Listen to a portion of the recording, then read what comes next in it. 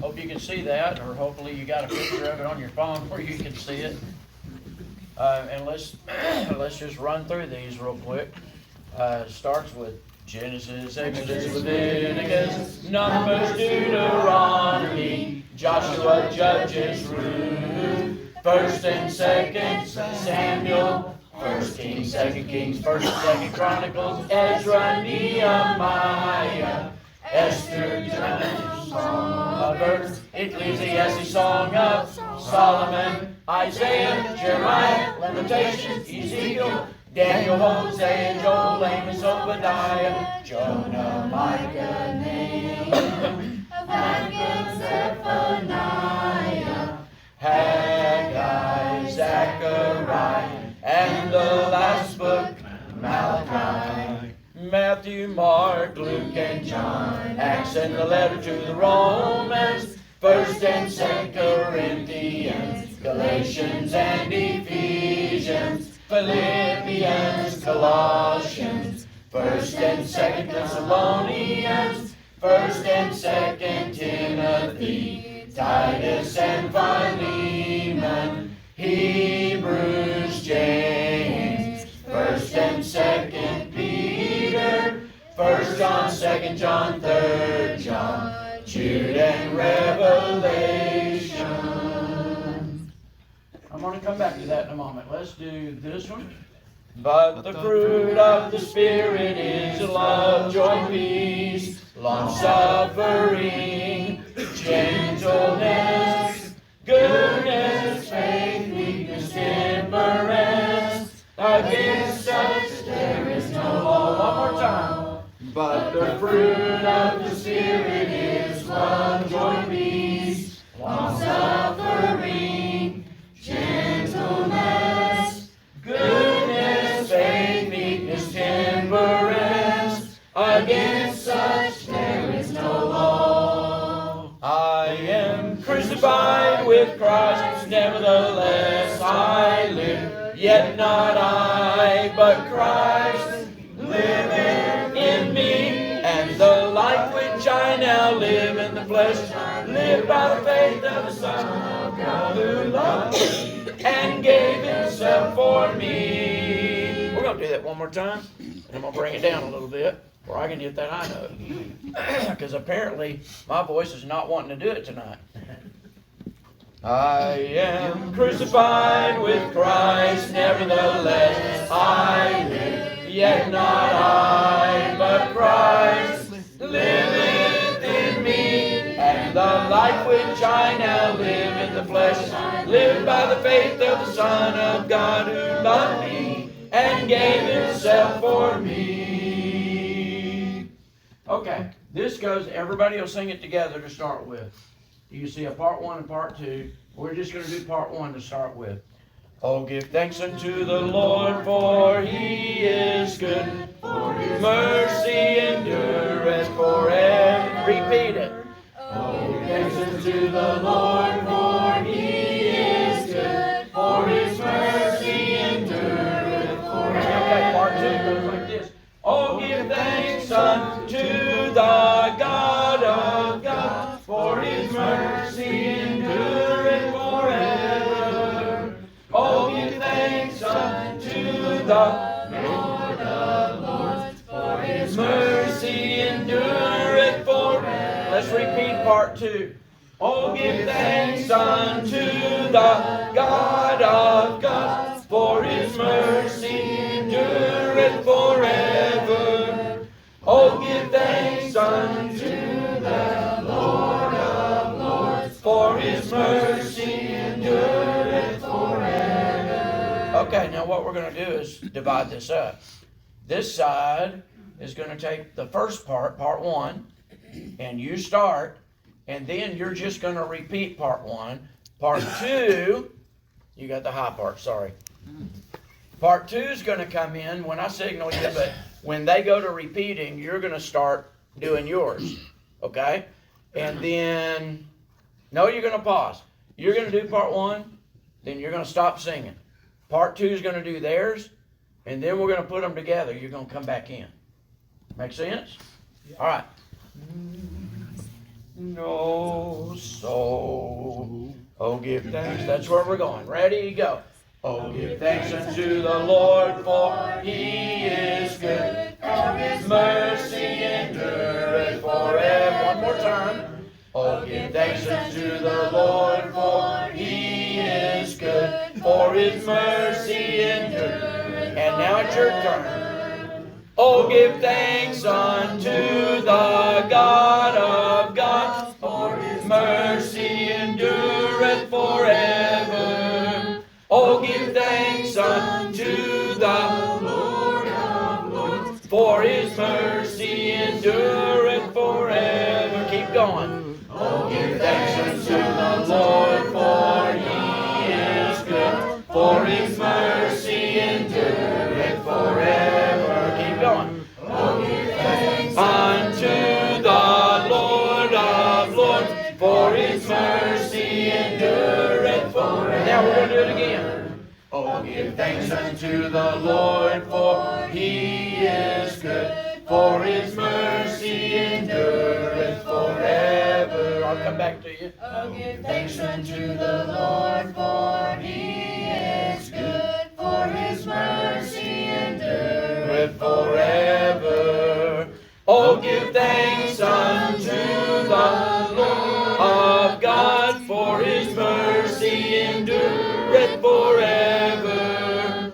Oh, give thanks unto the Lord of lords, for His mercy endureth forever. And then come back in. Oh, give thanks unto the God of gods, for His mercy endureth forever. Oh, give thanks unto the Lord of lords, for His mercy endureth forever.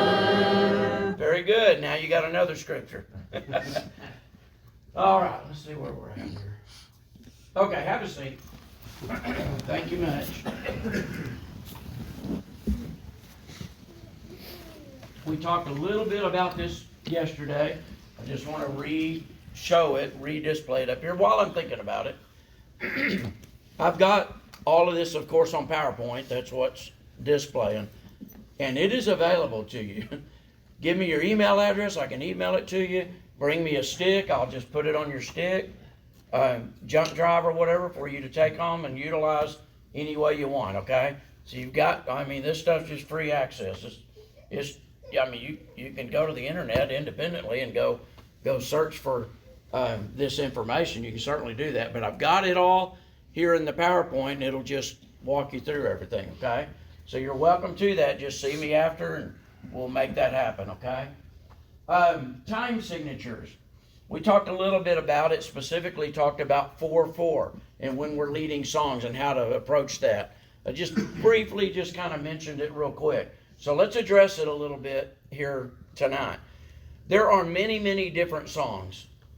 They have different time signatures. You'll see a 2/2. There may be one in the book, okay? It's pretty rare, but you'll see it just occasionally.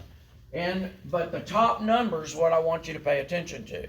Now, the bottom number has a purpose and all that. I just don't want to overcomplicate it, because what you really need to know is the top number. The top number tells you how many beats there are for each measure throughout the song. Unless, of course, it changes time.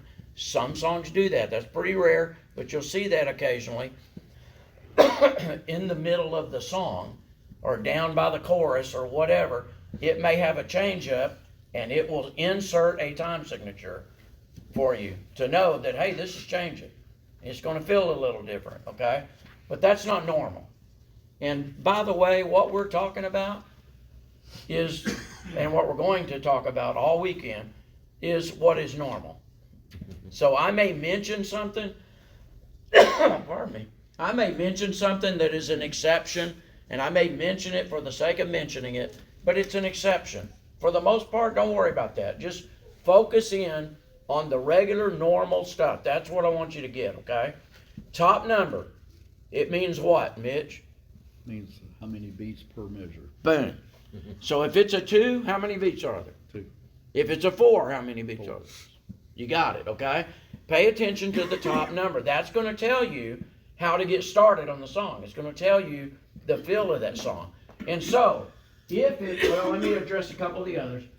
It might be a 3 on top. Y'all see that 3-4? If you've got good eyes, you can probably see that. 3-4. How many beats on a 3-4? For every measure. 3. It's the top number. That's right, okay? You got it. You got it, okay? Everybody should have that. But a 3-4 is going to feel different than a 4-4. It's only 3 beats per measure. So let's demonstrate. I'll show you. 1, 2, 3, 4. 1, 2, 3, 4. 1, and you just do that throughout the song. That's the feel of the song. That's the beat, okay? But if I went to 3-4, it's going to be 1, 2, 3. 1, 2, 3. 1, 2, 3. It feels different, doesn't it? It doesn't feel like a 4-4. It actually, the song will have a whole different flow and feeling to it, okay? It just will. 2-4, kind of the same. It's 2 beats a measure, but it may feel still like a 4-4. It may time out. 2-2 will still kind of feel like a 4-4 because it's the multiples of 2s and 4s and whatever. But you throw in a 3-4, it's going to feel different. You throw in a 6-8, that's a 6 on the top. It's going to feel different. A 9-8, it's going to feel different. A 12-8, it's going to feel different. Now I will tell you with a 6-8, especially 9-8 and 12-8, typically you're going to feel that, and I'm not going to complicate it, but you're going to feel that it's kind of a faster moving song. The notes are moving faster. You're looking at a lot of 8th notes, okay? Don't over obsess on it. Don't panic, go into panic mode or anything.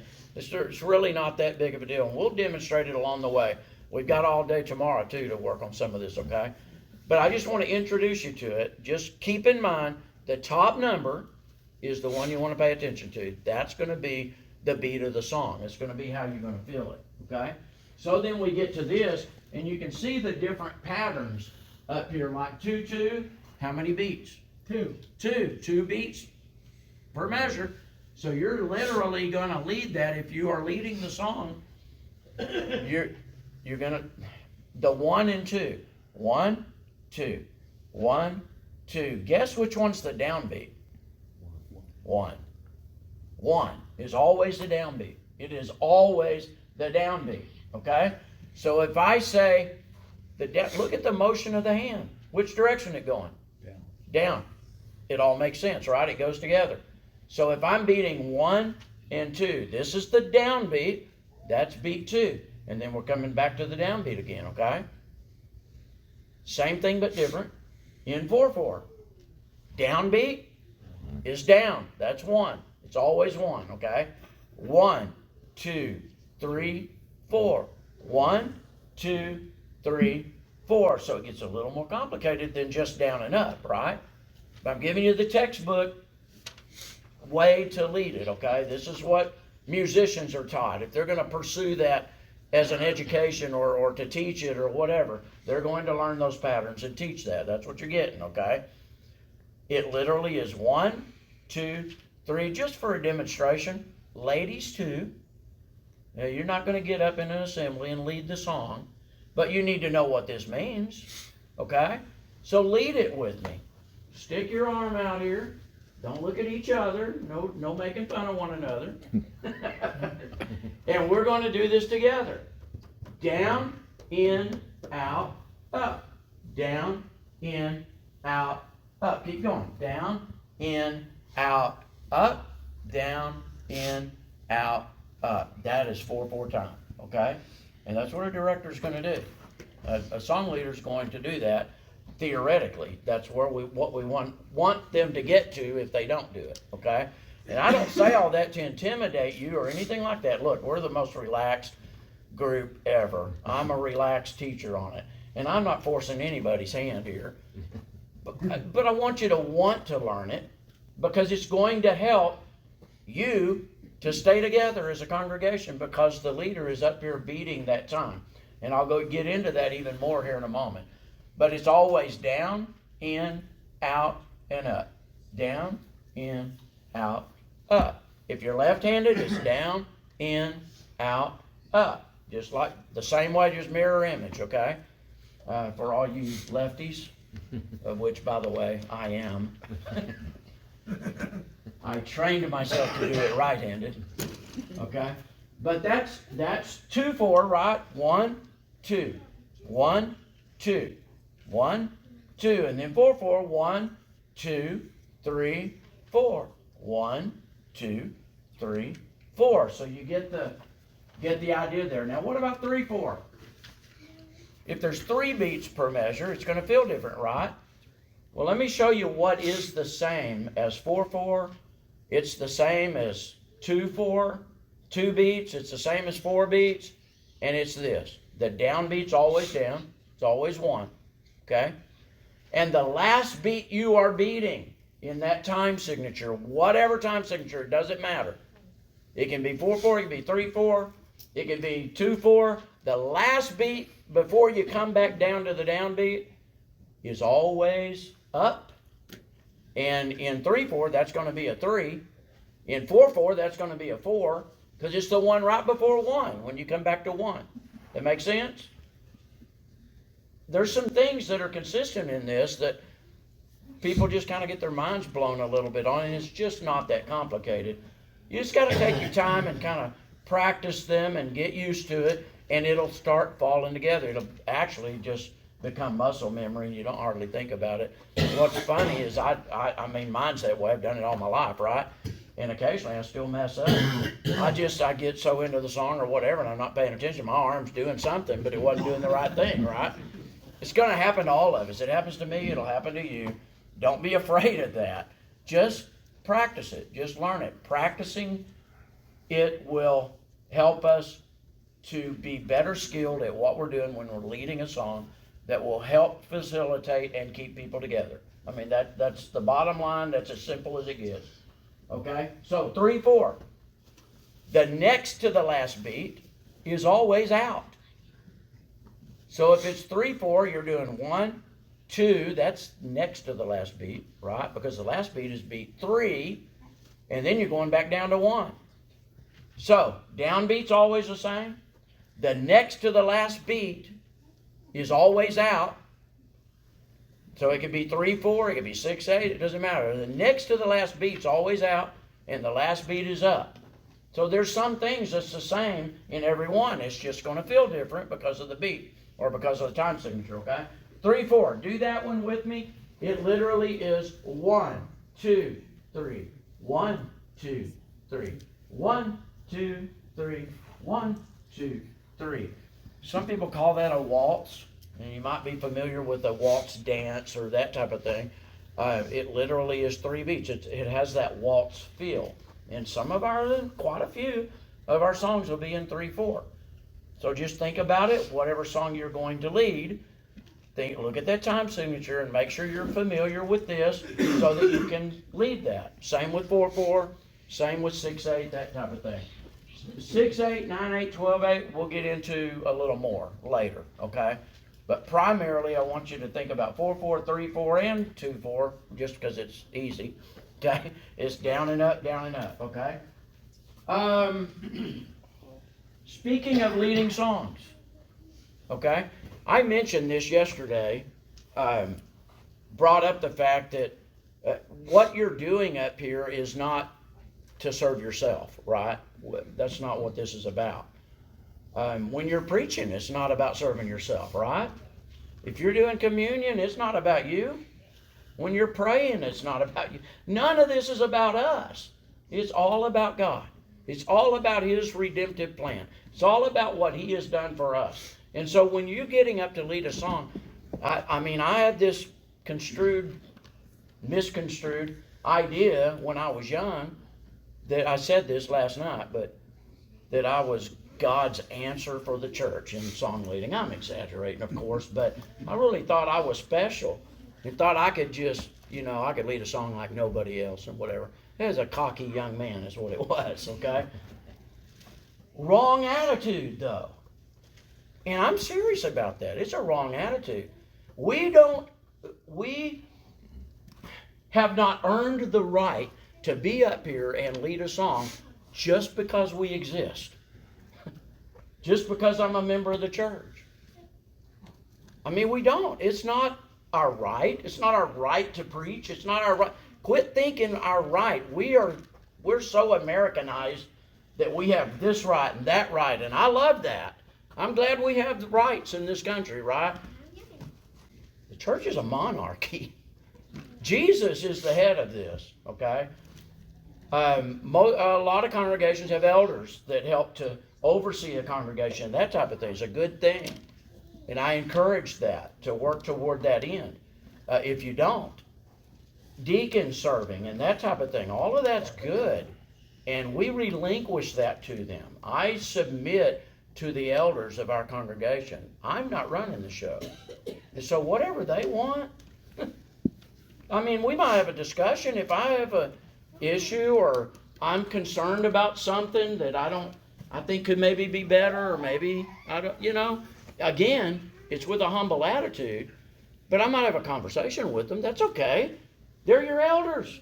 Have a conversation with them. I mean, they're big people. They can handle that. But I would say, as the Bible teaches, you don't rebuke an elder in front of others and things like that. You be humble and you express your concerns or desires or whatever it might be, and let them know. Let them take that into consideration. But let me tell you what elders are doing. And even if you don't have elders, this is really, really important. Elders, or those that are leading and whatever, we need to be considerate of that type of thing. Some people are going to naturally fit better at preaching than others, right? You understand that. I understand that. Same with doing the table or praying. I used to be so intimidated about praying publicly. I just was intimidated by it. I was uncomfortable with it because I didn't feel, I grew up hearing these master prayers. That's how I'd put it. They just worded the most beautiful prayers, and I grew up hearing that, and that intimidated me. I don't have that kind of language, and I can't be that pretty with it and whatever. Am I a little off thinking like that? It's okay. You can nod. Yeah, I'm thinking about it wrong. And finally, I got it through my head at about 35, 40 years old, right? Grew up in this all my life. That I just need to be myself and have a talk with God. That's all that is. It's just to have a conversation with God. Be myself. Quit trying to be like someone else, right? Song leaders are the same way. First of all, you need to be yourself. This isn't a showcase to try to put on a show and be a certain, I want to lead songs like Brother Leland, No, you want to lead songs and be yourself. You want to be yourself. But what we're talking about will bring us all together on the same page. It's not for everybody. You know what? That's okay. It's okay. It's okay to not preach if that's not your cup of tea. Or maybe it's not your cup of tea yet. Right? I mean, it's that way throughout our service. Song leading's no different. Song leading takes a little bit of things, of skills, and kind of dotting the I's and crossing T's to learn how to properly do it so you get the most benefit as a congregation. That's our objective. We want to teach and admonish one another. We want to do things that are edifying and upbuilding. As Paul taught to the Corinthians, everything ought to be that. Let me tell you, what if I came in and I wanted to sing this song, and you came in and you wanted to sing that song, and we all just have that independent mind, and we're just all going to do our thing, right? And we come in and we start doing that. Are we together? I mean, we're on different songs even. Now, it might happen accidentally. You might get on the wrong page and think you. Song leader, you will do it at some point, because I've done it many times, is say a number, and I don't know if it's dyslexia or what, but mix up a number, say it wrong, and the whole congregation is on a song that I'm not on. And I go to leading it, and guess what? You're looking at me weird and funny and stop singing Because what? He's the leader. I'm going to set the wrong song, right? No, 50 people have the right number. Well, let's just say y'all were together because you got on the page I told you, and I told you the wrong number. It's going to happen. Don't worry about it, okay? Now then, if we're all doing our own thing, we've got chaos, right? That's not working for unity. That's not trying to get on the same page. And I don't mean just the same song. I mean anything. I mean, if we did that preaching, we didn't like what the preacher's saying, we wanted to preach our own thing. And we start doing that, it gets crazy. That's not decently and in order, like the Apostle Paul taught, right? He taught the Corinthians that. That's God's word, by the way. That came from God. Don't ever lose sight of that. I have to inject this. Jesus told his disciples that he didn't teach anything that wasn't first given to him by the Father. What Jesus taught was from the Father. And Jesus taught the disciples what was from the Father. And then when he was ascending, he left, right? He said, the Comforter's going to come, but he can't come until I leave. Okay? So I'm going to go back, and I'm going to send the Comforter. And he will speak to you everything that I told him to tell you. I'm putting in my words, but that's what he said. So it came from the Father, through Jesus, to the disciples, and then through the Holy Spirit to the disciples, beginning day of Pentecost, when they received the Spirit and they began to preach. And they were scared. They didn't know that they didn't think that they could remember what all Jesus had taught them. And that's what he said. The Spirit's going to remind you of all the things that I've taught you, and he's going to guide you into all truth. Two aspects very clearly that the Spirit was going to do. Guess who wrote the Bible? Well, let me narrow it down. Guess who wrote the New Testament? His disciples. His disciples. And we talk about it being the inspired Word of God. Inspired means it's God-breathed. It literally is God's Word. Okay? Now, why did I say all of that? Paul taught the Corinthians that if you're going to do your own thing like this, in fact, he was talking about it in context with speaking in tongues. And they were speaking in tongues, and that was a miracle or a miraculous gift that they had. Some of them had at least, okay? And they were speaking when the church assembled together, okay? It was initially given for the spreading of the gospel. For people that spoke in other languages, they would be able to hear the gospel in their language and understand it, okay? That's what he was talking about. But now some years have gone on, and some of them still have this gift, but they're not using it for that. They come to the assembly and they're using it just because they can. That's kind of a look at me. I mean, I don't mean to be so blunt, but that's really what was going on. I can do it, and so I'm going to show everybody that I can speak in tongues. And nobody there could even understand it because they didn't speak that language that he was given, right? Whatever language it was. They couldn't speak it, they couldn't understand it, and everybody is speaking in tongues, or essentially a lot of them were, all at the same time. And it's just, what was it? It was chaos. And that's why he said, do all things decently and in order. In other words, there's an order to it. You need to, whatever that order was, it needed to be done in order. So we knew what was happening, and we could do it with our heart, we could do it with our understanding. We could know what's going on. So just because you could speak in an unknown language, it wasn't profitable in that situation, in that congregation. Because nobody spoke that language. Nobody's getting edified. Because you don't understand what's being said. Now then, I use the singing in that same application. Now, I know it's not what he was talking about, but the principle's still there.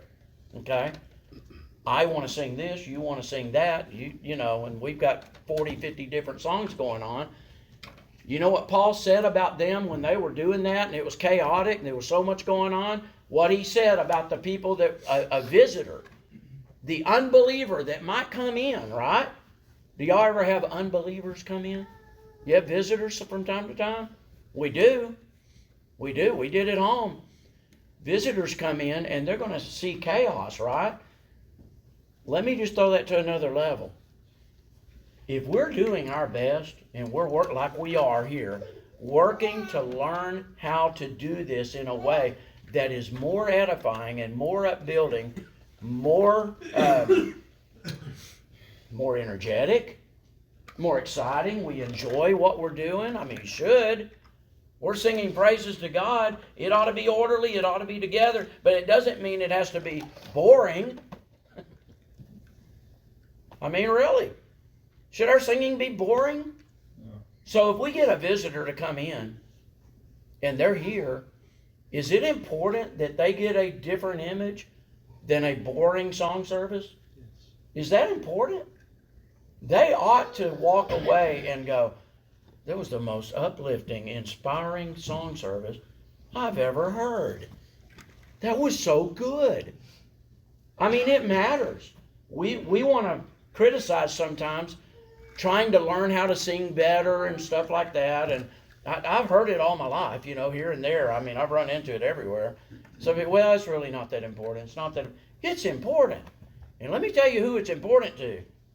That visitor that came through the door. They're seeking. They're looking. They're looking for answers, maybe, even to their life problems. We had a woman back at home years ago. I probably have told some of you this. Her name was Annie. She was an older woman. She had lived life. And her life kind of got chaotic. And she wound up losing her husband. Her kids wouldn't talk to her. I mean, she had just messed up her life. She owned that. She accepted that, okay? But she gave us a phone call on a Wednesday night. We had Wednesday night services. And was kind of checking in, said, well, would it be okay if I come tonight and visit? Well, absolutely, come. Well, I'm going to tell you where I came from. Had pretty good singing. I mean, it is what it is. They had pretty good singing. And so she walks in and was just so awe-inspired by the singing. She had never heard singing like that. It was kind of that kind of service. It was that good. And there are congregations around that do that have that kind of singing. And you know why? Because they worked on it to learn how to do it. Some of it might be natural. Some of it they may have known or grew up learning it and that type of thing. But really the congregation worked it. Okay? Now we're working it. We're here doing it. But here's my point in that. She was so inspired. She came back on Sunday. And she came back next Wednesday. And she came back Sunday again. It took about 2 or 3 weeks. And then she came forward one Sunday and just rededicated her life. She was a Christian that just had fallen away and just had not been living the life that she should have. And it created a lot of problems in her house. That's how that goes, right? We understand that. It could happen in our own house. I mean, we're not exempt from that, right? And so it's heartbreaking. But she rededicated her life. She lived another 50. She was an older woman, and she's probably my age. I have to admit that. But she lived another 15, 16, 17 years. And she went to church with us, and she was the most, as faithful as anybody we ever had as far as attending services. You know what got her in the door? What made her come back? The singing. Now, I'm not saying that's true for everyone, but I will say people will leave if your song service, you're singing it like you don't really care.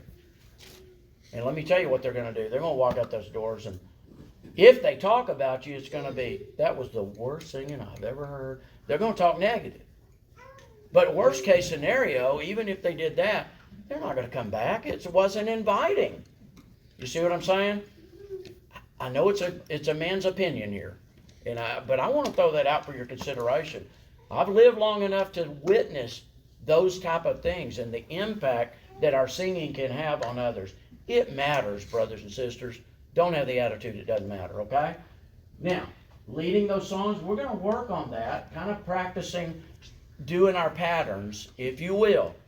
I'm not going to force anybody to do it. I'm not going to slap you around and say, no, you have to do that, But I'm asking you. Step out in a little faith and just fight it. You might mess up singing because you're concentrating on this so much. That's okay right now. This is the time to do that. This is the time to practice it so you can learn how to do it, and we're going to get it, okay? We're probably not gonna get to everybody leading a song tonight, but I'm gonna get to as many as we can, time-wise, okay? So you might wanna be picking out a song. Cody, pick out a song. I got several. Oh, okay. I pick on Cody because I go to church with Cody, and I already know he's got a song picked out, okay? But here's what I want you to do tonight, no matter what, and what's really, really important. I want you to pick out a song. Men, pick out a song. Pick out one that you know really well, and that the congregation knows really well, so that we can do a good job on that song. Okay? That's going to be the objective. Understood? Pick out a song that you know and that you know the congregation knows. So yes, it'll probably be an older song. If it's not, that's fine. As long as we all know it, we want to do a good job on the song. Okay? And we're going to work on some of the disciplines of leading the song. Does that make sense? And that's what we're going to try tonight. But before we do that, I'm going to ask you to stand back up, and we're going to do some little more exercising here. All right. Do, that's our do. Follow along. Do, re, mi, fa, sol, la, ti, do. Do, re, la, sol, fa, mi, re, do. Okay. You remember last night we talked about opening up our mouth when we're singing? Especially the vowels. That's the main thing. Now, some of us may not be good at consonants. We need to use consonants. We need to understand the word. You know, if you were to tell your wife, I, ooh, she might not appreciate it as much, right? As if she could actually understand you said, I love you. Okay? So consonants are important. But I want you to think about the vowels. Open up that mouth. Remember the egg demonstration? That egg that's inside your mouth, soft palate's up, the tongue is down, and we're doing those vowels really tall. That's usually the way I say it, is the vowels are tall. So when we do that, we're going to sound alike. Because the reason I say that, you reminded me of it, because we're singing do, re, mi, fa, sol, la. I'm being ridiculous. It wasn't that. But you get the point, okay? How soon we forget. Open up those vowels. I'm serious. And first of all, it's going to make it louder. We're all going to sing louder because your mouth is open. That's the first thing. Then the egg in the mouth thing gives us structure to pronouncing those vowels all the same. And then it's going to be beautiful. Make it beautiful. Here we go. Do, go. Do, re, mi, fa, sol, la, ti, do.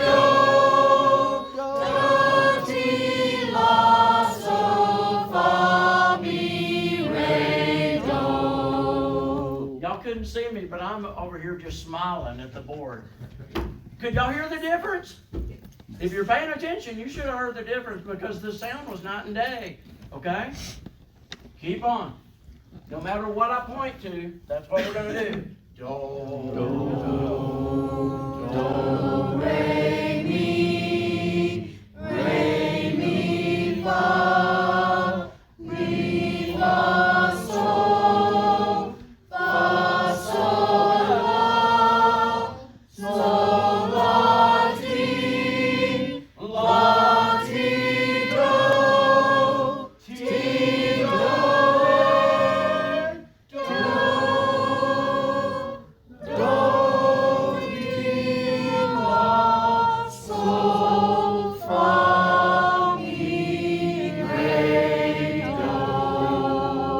do, ti, pitch was, right? So think real quick, do, re, mi. Just think it, don't sing it. Just think it. And then let's do do to mi. Do, mi. Very good. So let's do do, re, mi. Do, re, mi, do, mi, do, re, mi, fa, sol, do, sol.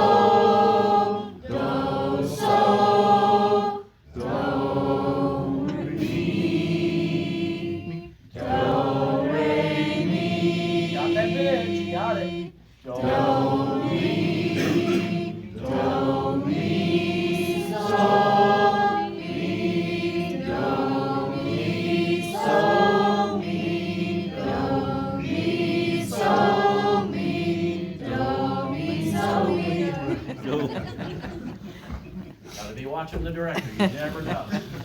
You get one like me, he'll throw something at you, just to test you. Okay, sorry, I'm a little out there. That was really good. The reason I went to Do, Mi, and Sol, and this you ought to know, is most of our songs, not all of them, there are exceptions, but I'm going to stay, and especially if you lead an older song, all of those songs are going to start on a Do, or on a Mi, or on a Sol. So learn the Do, Mi, Sol pattern together. Do, mi, sol, mi, do, mi, sol. Sing it with me.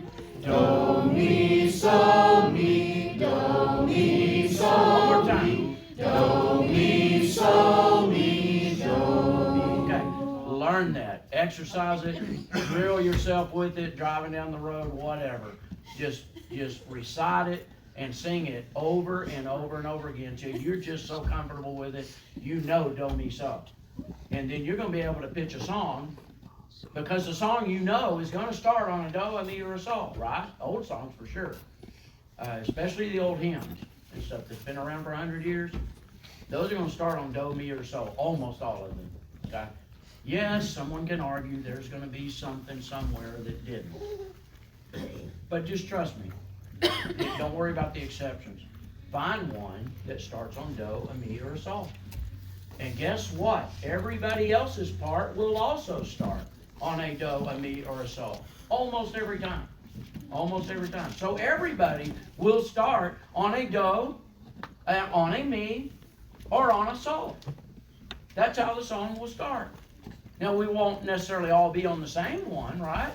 Sopranos might be on a Sol. Altos might be on a Mi. Tenors and basses might be on a Do.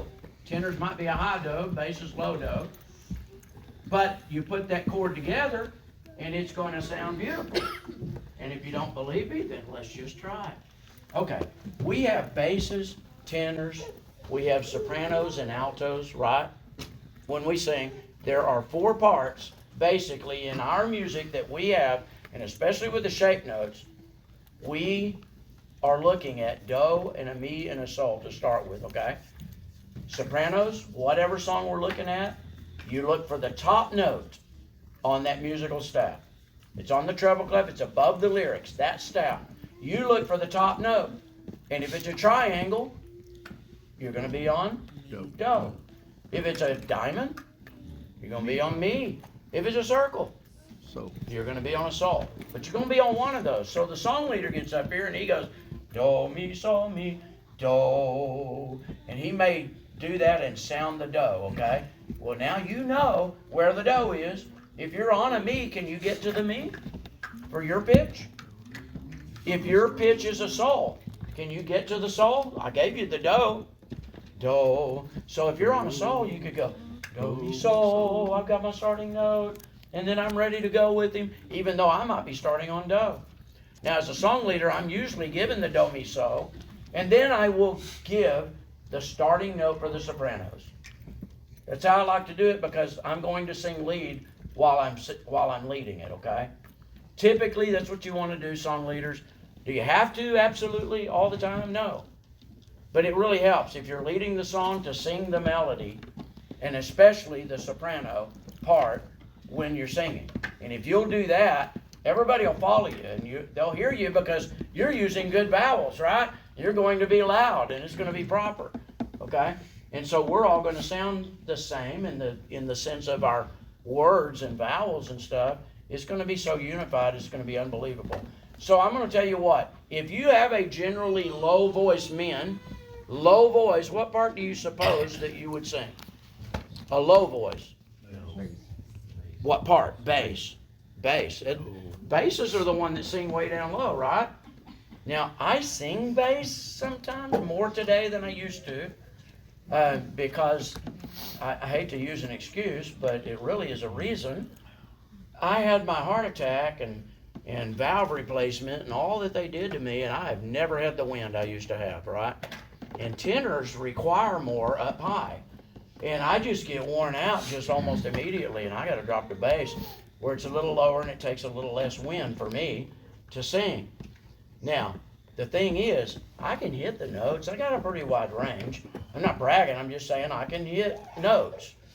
But I sound like a tenor hitting a low note. You know, it doesn't have that real bass sound to it, you know, like a Chris voice. I'm going to assume that you can sing bass, but I listen to Chris talk, okay? And maybe some others in here, but he just came to mind. He was looking at me and I got him. Chris has this big bass tone to his voice, okay? It's the voice I always wished I would have had. I didn't get that. My dad had that. I have a brother that has that.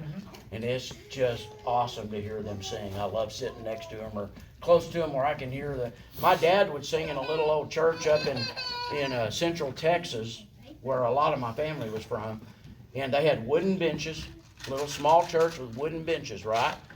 And my dad or his brother Gwen would sing bass, and they'd sing bass. You're sitting down in these wood pews, and the foundation, the floor would rattle when they sang. It was such a powerful bass sound, and you would feel the vibration in the pew. Those are awesome memories. I don't hear that anymore. We put cushions on them and whatever, you know, and you don't get that same effect. But bass, if you have a really low voice, like you normally, now it's not always true. I've heard people talk where I'm at, and then all of a sudden they can blow you out of the water singing bass. I'm like, how did that even happen? Because they don't talk like that, you know. But some of you kind of can do that on the low side. You would be a bass if you can do that. Gentlemen, if you can't do that, you can't sing really low, those low notes on the bass, and I know you may not even know what I'm talking about yet until we get into it more music-wise, but if you don't consider yourself a really low voice, then you're probably a tenor. So just get that in your head. If you don't know what to sing, I'm a tenor. If I can't sing those low notes, I'm a tenor. Otherwise, plan on bass. Now, if it doesn't work for you, we'll switch, we'll adjust, we'll find what works for you. Sopranos and altos, sort of the same thing, except sopranos, they're the high voices. They're the ones that can, you know, raise the roof with their high pitches. Some of you may go, you know, maybe it's a little much. Sometimes that's the case. But if you can sing those high notes, you're probably going to be more comfortable being a soprano. There's an advantage to that because most of the time you get to sing the melody of the song. And so it makes it easy and you don't really have to work at learning what your pitch is, because altos have a unique harmonizing blend to that chord, and it's harder to hear if you're not used to it. But if you have a little bit lower voice, you can't hit those high notes, ladies, and give alto a try.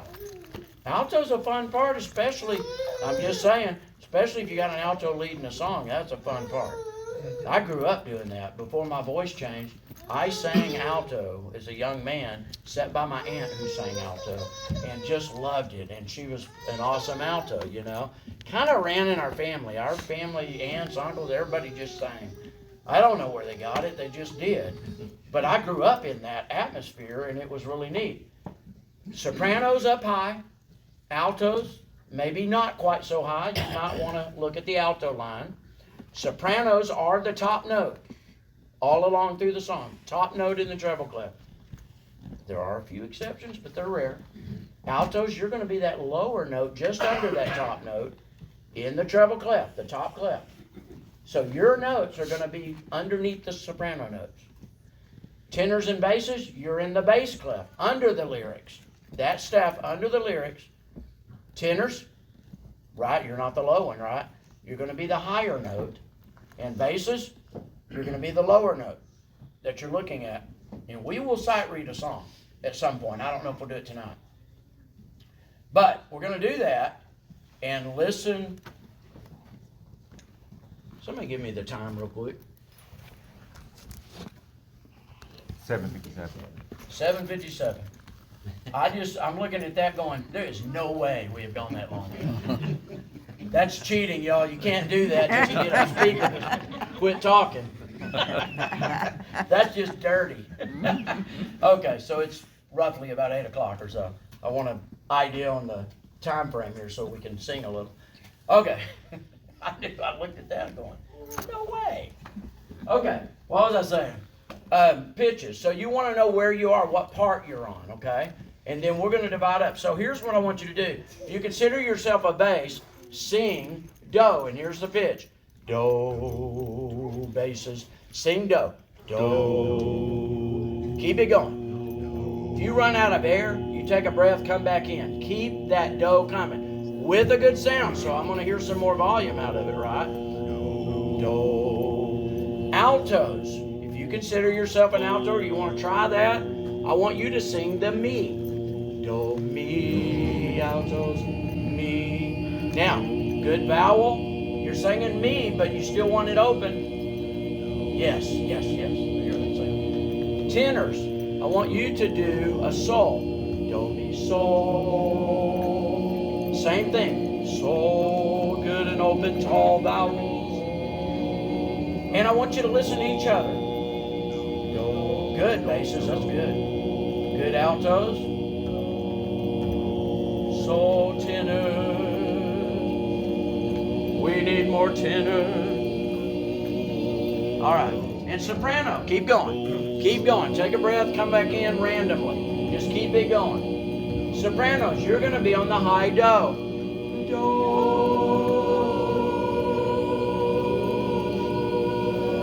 Okay, stop. Now let's build it again. I want you to hear what is happening with you. Again, say your syllable with it really opened up, tall. I don't mean sing loud, but it will naturally be louder because of the way you're opening, okay?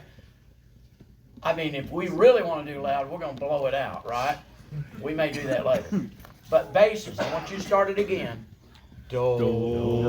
Tune up with each other. Make sure you're on the same pitch. Altos and mi. Listen for it. Tenors a sol. Soft. Sol. Tenors. Sopranos do. Do up here.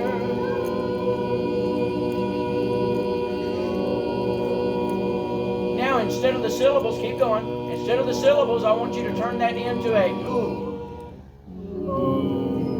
Same pitch. Okay, stop. We're going to build it again. Basses. Do an ooh on the do. Altos do an ooh on the mi. Tenors on the sol, you're going to do ooh. And then sopranos. I want you to listen. Oh my goodness, that's so good. Keep it tall inside your mouth. Now do it softly, soften up. Stay on it. Now crescendo it, meaning get louder and louder and louder, and do it on ah.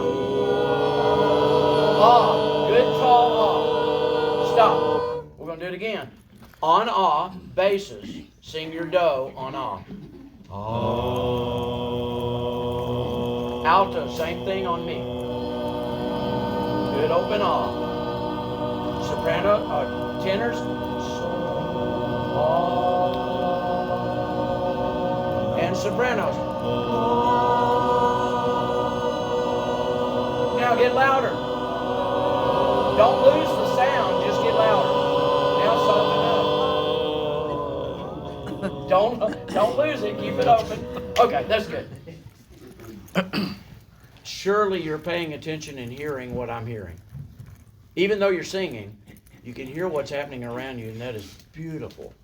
Absolutely beautiful. There was a moment on the oohs that just gave me chills because it was like perfect. It was there. It's not always there, right? I'm not always there. You're probably not always there. But there was a moment that we all had it, and it was really, really good. Really good. That's what we can do if we work on this, okay? Go ahead and be seated. Let's do this exercise. You're going to do it differently. You're not going to see the shapes. I'm actually have spelled it out for you. Okay? And it literally is going to start on the low do, and you're going to do the scale. Then the second line, you're going to come back down the scale. Third line, you're going to do something a little different, And we're gonna work all the way through that, theoretically, without stopping. Take a breath, but don't lose your place, okay? Try to get where you can see it. Somebody is making the move. And she wonders why I don't want her to drive at night. Just kidding. Okay, well, I'm not, but, you know. All right, follow the first line, we're gonna do that, and then we're gonna do line 2, and line 3, and line 4, so on theoretically. We're just gonna go till we're finished with that page. Let's just see what we can do with it. All right, do, let me raise it just a little bit. Do, do, mi, so, mi, do, there's your do. We're gonna do it all together, go. Do, re, mi, fa, sol, la, ti, do. Do, ti, la, sol, fa, mi, re, number 3. Do, mi, re, fa, mi, sol, fa, la, sol, ti, la, do, ti, re, do. Do, la, ti, sol, la, fa, sol, mi, fa, re, mi, do, re, ti, do. Keep going. Do, re, mi, fa, sol, la, ti, do, ti, do, re, do. Do, ti, la, sol, fa, mi, re, do, ti, do. Last one. Do, re, do, mi, do, fa, do, sol, do, la, do, ti, do, do, do, ti, do, la, do, sol, do, fa, do, mi, do, re, do, do. Hey, we did it all the way through. Some of you may be going, well, no, I kind of stumbled a little bit. That's okay. It's okay. But those are good exercises. Each one of those that starts at the bottom and then goes to the next line and comes down in different patterns or whatever, those are really good exercises. We use those in choir class all the time. And it helps to train the ear to those pitches. And you got to think about it here, right? Because you're not seeing the note go up and down on the musical staff. So you don't know, except to know that term. I need to sing a fa. We practice sometimes doing it audibly. I would say what pitch to sing. And you got to sing, you know, that pitch. And so these are just good exercises to implement for practice. Okay. We talked a little about this. Here's the grand staff. Here's what you're looking at when you're looking at music. The staff, the lines and spaces, okay? You have, I just want you to notice, you have lines and spaces. You have a treble clef. Let me get up here. Treble clef, that's what that is, right there. Always fun to try to figure out how to draw that. I conquered it, but I remember when I was a young kid trying to learn how to do that and make it look right. But that's a treble clef, okay? This is a bass clef, and that ought to be your first clue, treble clef. Well, that's where the treble notes are going to be. We used to, I don't know, they got all electronics nowadays on radios, but used to, the old days, some of you my age are there, or younger or older in that time frame, you'll remember the radios that would have two settings. And it'd have a treble setting, and it'd have a bass setting on the radio, right? And the treble, if you turn that up, you're gonna hear all the lighter tones, including the cymbals and stuff like that. If you turn up the bass, it's gonna bring up the lower end, the bass and stuff like that. We didn't have subwoofers back then like we have today, right? But I remember having what I considered an awesome sound system when I was about 18 to 20 years old. And no subwoofers, we didn't have that. But it was a nice three-way stereo system, and it had a good bass sound on it, right? and I could adjust that treble and bass, and it was awesome. But that's our clue for vocal music, the treble voices. Who's the treble voices? I didn't say trouble. Who's the treble voices? That's the ladies. The treble. It's up high. Those are the higher things. That's all the ladies. Sopranos and altos, okay? The bass clef, even though a tenor might say he's not a bass, he sings from the bass clef. He's the men. The men sing on the lower side, especially in church music, okay? You got a bracket here. I'm just identifying things. And then you got that separated. What goes right in here? Middle Mitch? C. Middle C.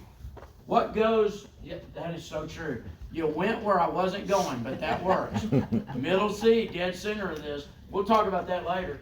But if you're looking at church music, what is here? There's a bunch of words. It's our lyrics.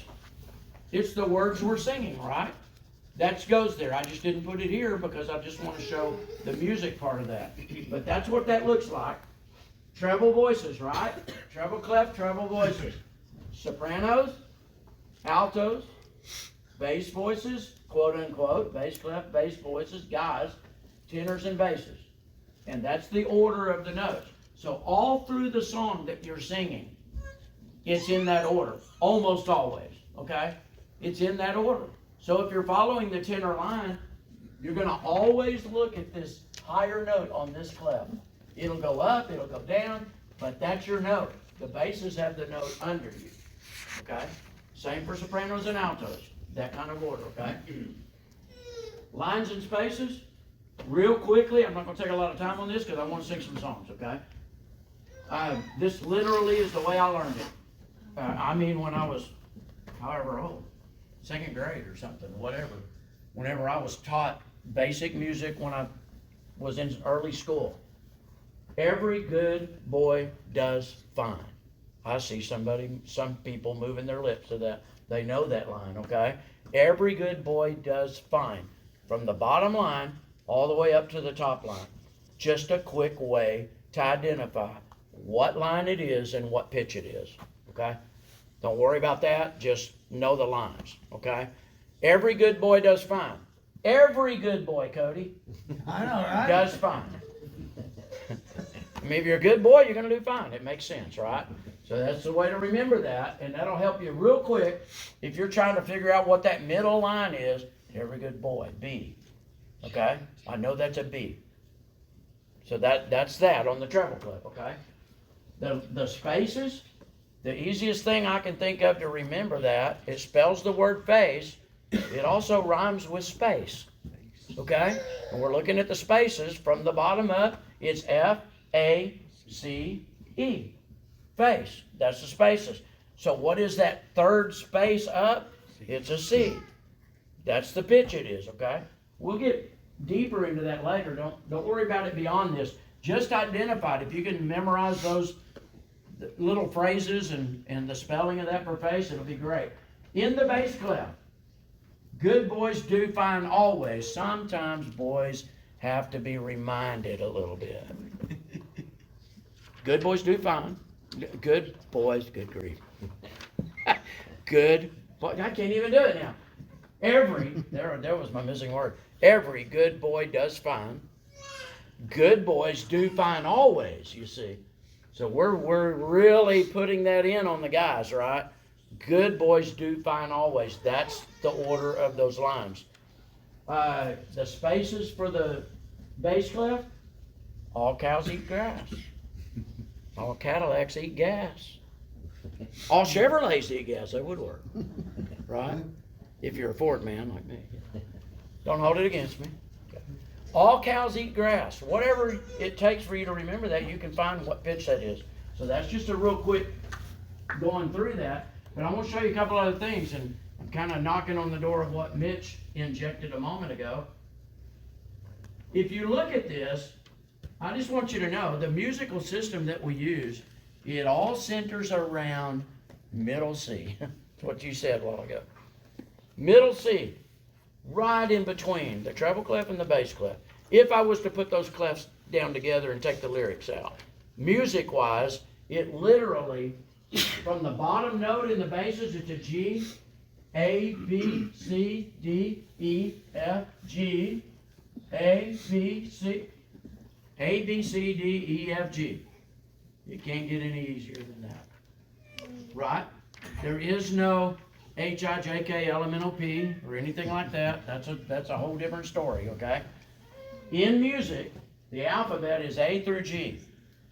And then after G, you're starting over. It's another A, which is an octave up, okay? A, B, C, D, E, F, G. A, B, C, D, E, F, right? And that just covered every line, major, I should say, or diatonic, scale, all the way up from G to A to B to C, D, and so forth, all the way up through the middle C. You see its placement, okay? We have what is called ledger lines. Sometimes there's added notes above the staff or below the staff. That's called a ledger line. It's just an added line to signify what pitch it's on. So, why that's important is like right here. Ledger lines are an extension of the staff. I could theoretically add 100 lines to that. Now, we couldn't sing it. But I could keep adding lines. The pitch just getting higher and higher and higher, right? That's what that ledger line does. But we have ledger lines. That's what this C is. That is a ledger line. It's not normally in the grand staff, but it's added to signify the pitch of that. So you know clearly it's not a B, it's not a D, it is a C. So that ledger line is put there to help us visually relate to that, okay? You see how that goes up? D, E, and F.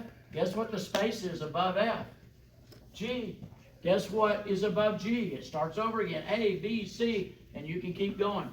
Same thing down. They're all in order. Every line to space and space to line is in alphabetical order, A through G, okay? It may not start on A, but wherever it is, it's going to be in that order. After G comes A, and so forth, okay?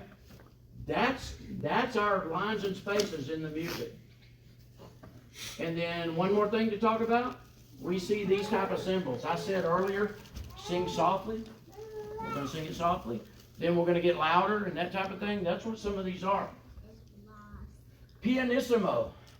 That literally means to sing very softly. Some of our music has these markings throughout the music. The writer envisions this song being sung with these type of dynamics. When I say dynamics, how loud, how soft we're singing.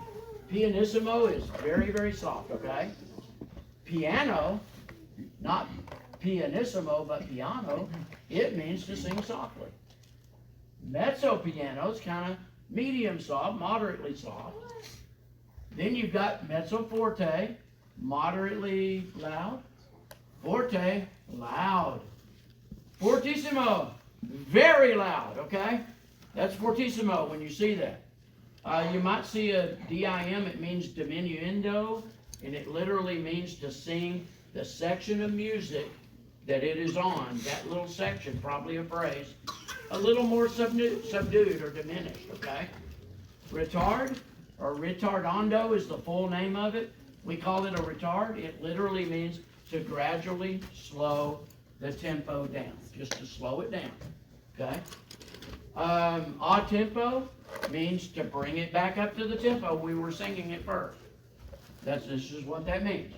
Legato, we want to sing this smoothly and connected from note to note, not all choppy sounding. So if you see legato, that's what that means, to sing smoothly. We got some more things like accents, little greater than signs over the note head. They want that accented. I mean, just punch it. Give it some extra punch when you sing it. Staccato, little dots over it. We see that occasionally. That is separated. Each note's independent, and literally you break it from the next note. So I would be singing, I love you, I love you. That's staccato, okay? That type of thing. It's just separated, and lots of emphasis on each one. Tenuto means to hold the note for its full value. Now that may sound silly, because we should anyway, right? But it means to connect it. Make sure you carry that half note all the way to the start of that next note, if you see that. Fermata, we see these a lot, and it means to hold the note longer. It's at the end of a phrase, sometimes, not always, it could be anywhere, but a fermata, it's a bird's eye. It just literally means to hold. Then you have crescendos. It starts off small, then it gets louder wherever that crescendo is. And you continue to get louder until you get to the end of that. Then you might see a decrescendo. You start to get softer again and go back to the level of volume that you had before that. We'll get into this more as we do songs. So, just to give you another photo ops if you want it, and I can pull this back up after if we need to. Take a picture of those and kind of learn those, but you'll run into them in music occasionally, okay? So it'll help. Now then, instead of doing any other ear training, because we've already done that, we're going to sing some songs. So who wants the first song? I'll come back to you. Somebody volunteer. Gentlemen, I'm gonna pull you up here then. Okay, come on up. Just give it a try. And don't be shy. We're going to have fun with this, okay? In all seriousness, just relax. It's not a threatening thing at all. Go ahead. 598. Let me just see what you got. So I'm aware. 598. All right. I love it song.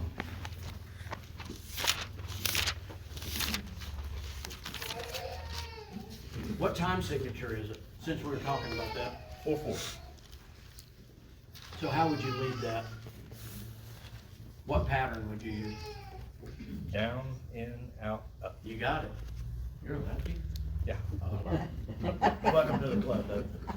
Let's see if I end a lefty.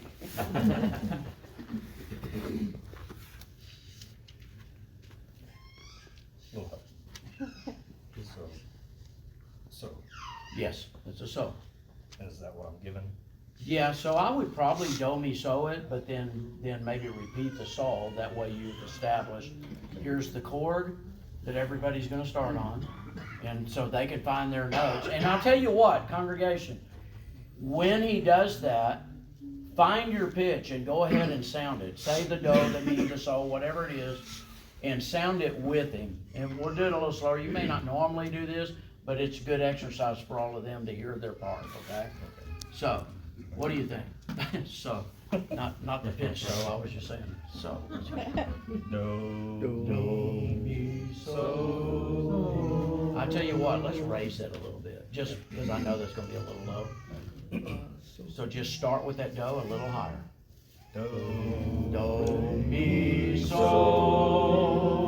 I'm gonna challenge you again. Let's bring it up even some more. Okay. Good job. Do, Mi, so. Find your pitch. Everybody should be on a do, a mi, or a sol. Do, mi, so, and go. A common love for each other, a common gift to the Savior, a common bond, three, holding us to the Lord, a common stream when we're weary, a common hope.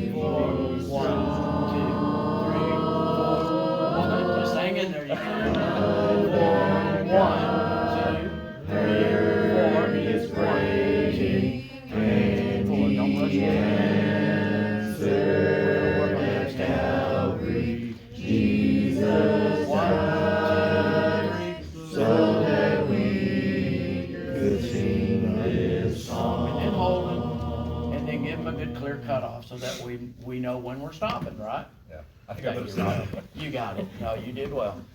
Thank you, sir. Appreciate it. Come on, someone up. You got one? Sure, we'll do one. I really didn't have to. Yeah.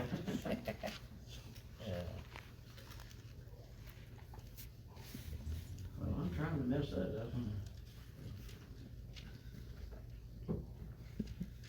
You can fix it later. Let's go to 854. 854. And remember, I forgot, I was going to say this for everybody, but you said it two different ways, that's excellent. I would probably say it a little louder, just to make sure people like me in the back might not can hear you. Okay, 854. Very good. 854. And let's sound a pitch here too.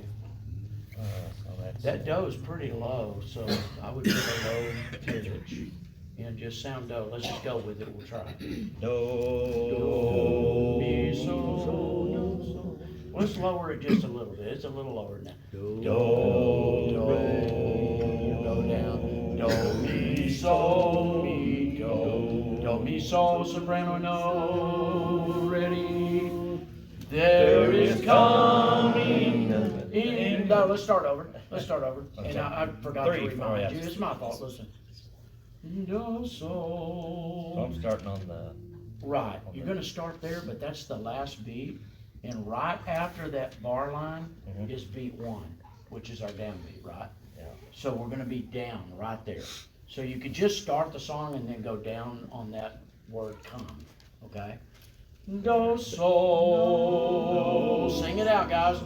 There is coming a day when no heartache shall come. It's only three, right? No more clouds in the sky. Can I help you? No more tears in the eye. All is peace forevermore on that happy golden shore. What a day, glorious day, that will be. Up and down, out. What a day, that will be. Out. When my Jesus I shall see, and I look upon his face, the one who saved me by his grace. When he takes me by the hand and leads me through the promised land. Go straight down. What a day, glorious day, that will be. Okay. There'll be no sorrow there, no more burdens to bear, no more clouds in the sky, no more departing open hand, no problem, and forever I will be with the one who died for me. What a day, glorious day, that will be. 3, 1, 2. What a day that will be, when my Jesus I shall see, and I look upon his face, the one who saved me by his grace. When he takes me by the hand and leads me through the promised land. What a day, glorious day, that will be. You got it, man. Took me the whole Now, deal, don't it? You know what though? And And what I noticed, you noticed, is you got off on the I wrong did, parts, I right? started, yeah. Because what are you focusing on right now? Yeah. Doing this, Yeah. right? So it's gonna happen I was just for a wanting to while.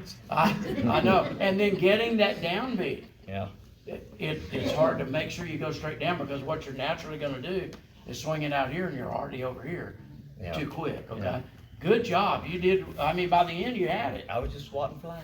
That's right. That's what we do best. Got one? Come on. Let's see what's correct. Come on, Dan, you're the next. Machine number 384. Number 384, give it about Okay, and what's the time signature? 4. 4/4? But 4, that's what we're concentrating on, right? And where's your first downbeat? This is what I should be asking. Right on half. Not on half, it's after the bar line, so it's fan, exactly.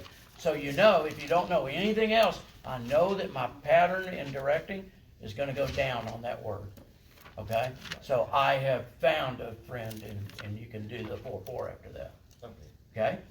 All right, let's do it. Starts on me. I'm calm down. Okay, yeah, that's fine. Let's see. Do, mi, so, mi, do, mi. I have found a friend in Jesus. He's everything to me. He's the fairest of 10,000 to my soul. 2 and 3. The lily of the valley, in him alone I see. All I need to cleanse and make me fully whole. 3. In sorrow he's my comfort, in trouble he's my stay. He tells me every care on him to roll. Hallelujah, he's the lily of the valley, the bright and morning star. He's the fairest of 10,000 to my soul.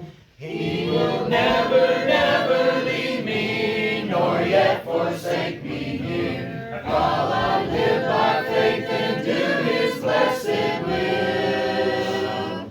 A wall of fire about me, I've nothing now to fear. With his manna he my hungry soul shall fill.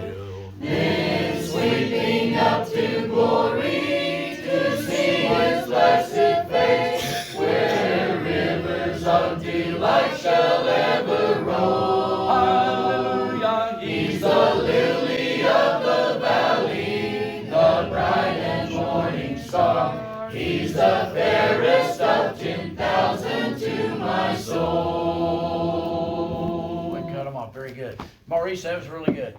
And another thing he did is he told you what verse we're going to, right? Really, really important, right? So you're not doing a solo singing the wrong, or the congregation not singing the wrong verse, assuming that we were gonna go to 3, and maybe you led 2, right? So always signal, give those signals, that's communicating with the congregation. Really good job on the pattern, you got that. We got time for a couple more. Mitch, you got one? Sure. You need me, Leland? Probably. I always need you, Cody. 595. 595. 595. Very good, thank you. What's the time signature? It's a 4/4. Okay, where's your first downbeat? Gonna be the same. Absolutely not. Oh. 2. It is not going to be 2. You've got sing and 2. Now, what are we looking for? When I say where the first downbeat is, what are we looking for? It's where I'm gonna be on beat 1, right? Okay. And beat 1 starts after the bar line, right? After the measure line. So that would be. You see that measure line, correct? It's gonna be on that one. And what's the word? Me. For the sake of everyone. That way they can hear you again. That's right. That's where your first downbeat is. So it's starting like on beat 4. Now, is that gonna be, that's gonna be like a pickup? Yes, that's exactly what it is. Very good. Okay. That's a pickup measure. That's what that's called. It doesn't have all the beats. If you look at the end of the song though, where's the end of the song? Right up over here. How many beats are in that measure, that last measure of the song? It's like 4. How many? Look at it. Look at the soprano line. Count the notes. What kind of notes do the sopranos have there? What kind of notes? I know we hadn't talked about it, but half notes, quarter notes, what is it? Quarter note They're quarter notes. Those are quarter notes. Quarter note gets one beat. per measure. So how many beats are there? 1, 2, 3. Okay. It doesn't have all 4 beats there, does it? No. You know where the extra beat is? It's up here. The pickup measure. That's what the pickup measure is. It is the remainder, it is the remainder of that last measure of the song. So you have beat, the last measure, if you're looking at it, the last measure has song of all. Sopranos, 1, 2, 3 beats sung. With the fermata, you're gonna hold it. So it's 1, 2, 3, and then, like the third verse, sing 2, and you're going to 4. Because that's beat 4, and then you're right back in on beat 1. Right past the measure line. Did that throw too much at you, or did you get No, it? I think I got it. Okay, I think you do. But I think you do. The song is complete, 4 beats to every measure, but there is exceptions because you have pickup measures sometimes that don't have all 4 beats, okay? You'll find the rest of those beats in that last measure. And so theoretically, this song could be on a loop. You familiar with what a loop is in technology or whatever, in music? If you're playing a loop on your favorite app where you have your playlist or something, you know, and it'll just loop, it'll just keep going, right? It'll come back. The songs will do that. If you didn't have that fermata to hold it, you would just keep going. You'd go right back into that next verse, and you keep rolling to the third verse. You do the same thing. You'd never miss a beat. It just keeps rolling. Okay. like a repeat. Yes. Well, not a repeat, because you're not repeating, because you're repeating the music, but not the verses, right? Because you're on verse 1, verse 2, verse 3. So it's like a loop, is what we call it. That is your first 3 beats. So in other words, the chorus would be, sing to me of heaven, sing that song of all, sing to me of. If I didn't hold it, I'm just gonna keep it going. So I'm gonna get the 4th beat in there, and I just 1, 2, 3, 4, 1, 2, 3, 4, all the way through that song. Okay? So that right there is a hold. That's a hold. Yeah, so that's beat 3. So we're gonna hold that on the fermata. Y'all watch that, because that's how fermata works. He's gonna hold that on beat 3, and then you're on beat 3, right? So you're gonna go up and then back down into that song, into the next verse. Okay? All right. Let's You go got to it. the do, mi. Okay, I'll tell you what, let's raise that. Okay. It's just gonna be a little higher. Sound of do higher. Do, Do, mi, do, so. And I'm gonna challenge you again, we're gonna raise it even some more, just because we're still a little low. Do, get the do up a little bit. Do, there you go. Do, mi, do, so. Starting do, go. Sing to me of heaven, sing that song of peace. From the toils that I me it will bring me. Hold, verse beat 3 again. Burdens will be lifted that are pressing so. Showers of great blessings o'er my heart will flow. Sing to me of heaven, let me fondly dream of His golden glory, of His wonders and holy. Sing to me in shadows of the evening fall. Sing to me of heaven, sing the sweetest song of all. Sing to me of heaven tenderly and low, till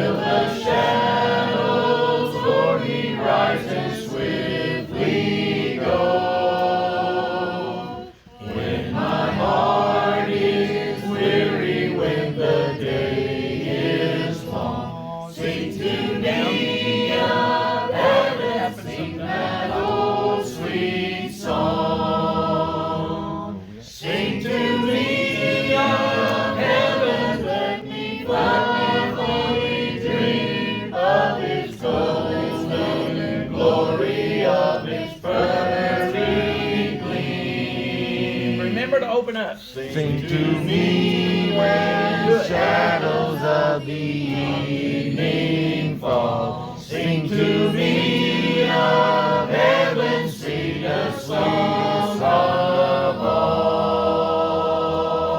Did you hear how loud it immediately went when I said that to them? Yeah. Well, they were doing this, you know, they're burying their heads in their books, not really looking and engaged. And I said that, and then boom, we've got singing, right? Good job, Miss. Thank you. Cody, go ahead and lead us one. Yes, We'll close it out with this. 450. You never mentioned him to me.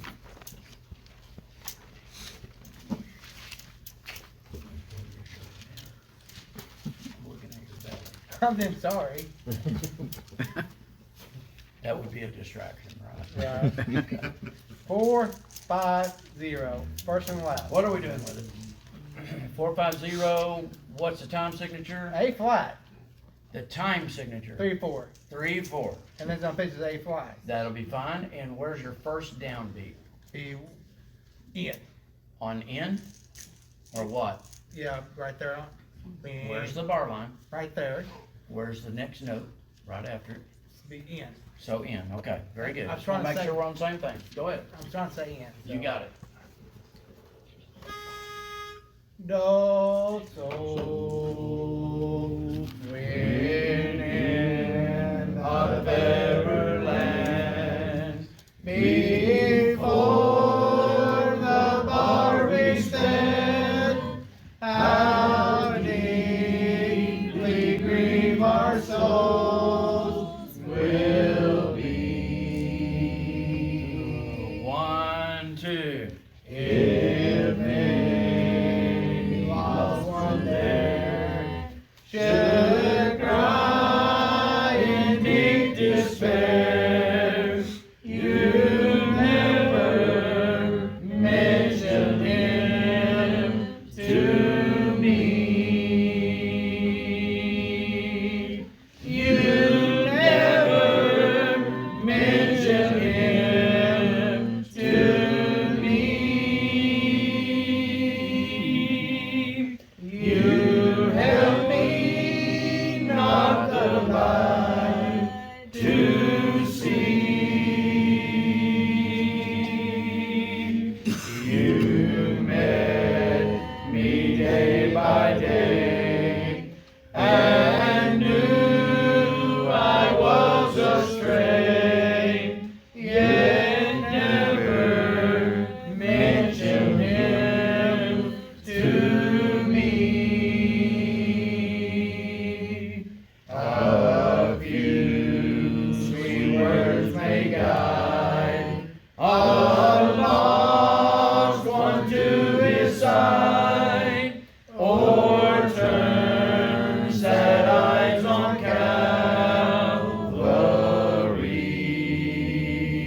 Calvary. So word as days go by, that yonder love may cry, you never mention him to me. You never mention him to me. You help me not the light to see. You met me day by day and knew I was astray, yet never mentioned him to me. Thank you, Cody. All right, that's gonna be it. I'm about worn out. Couple things, just to remind you, and then we're more and more gonna get more and more singing as we go. So tomorrow morning, 10 o'clock, and again, we will work through some more things, but it'll be a little shorter. Each time's gonna get a little shorter of me and more of you, more singing, okay? By Saturday afternoon or tomorrow afternoon, we'll be doing a lot of singing, so be ready for that. We're gonna continue to go around and try to pass it around, get everybody engaged and involved in it. I know it may seem intimidating if you're not used to it and that type of thing. You're doing something, you know, that you're not used to doing. I promise you, with time, it'll become, like I say, muscle memory. You're gonna be so used to doing it, you're just gonna do it and not really think about it. And you can still get off. It's gonna happen occasionally. Not a big deal, just get back on. You know where the measure line is, right? It's the first note right after that measure line is where beat 1 is, and that gets you right back in the pattern, okay? That song, although depressing, I mean, that's a heavy message, right? You walk side by side with me every day, and you never told me. And now I'm lost because I didn't know. You didn't tell me. Now, that may be a bit hypothetical or whatever, but the message is there. Guys, don't lose focus on what we're doing and why we're doing what we do, okay? The message is for people, souls of people. We don't want to drive them out because they didn't enjoy the singing. That may be a wrong attitude, don't get me wrong. Maybe they don't have it all together, but they're seeking, and we don't want to drive them off because of that. We want to offer our best to God, which will also be our best to others. And so I want to encourage you, put forth the effort in it. It's important. Souls are at stake, and it may very well be the thing that makes the difference in holding on to someone, okay? I appreciate your patience. Be back. I know you got to turn it around quick in the morning and get back up there, but it'll be worth it, okay? We'll have some fun. We'll enjoy it. We'll take it a few steps further, and we'll sing, okay? I love what you're doing with that, by the way. You're doing a great job. Thank you.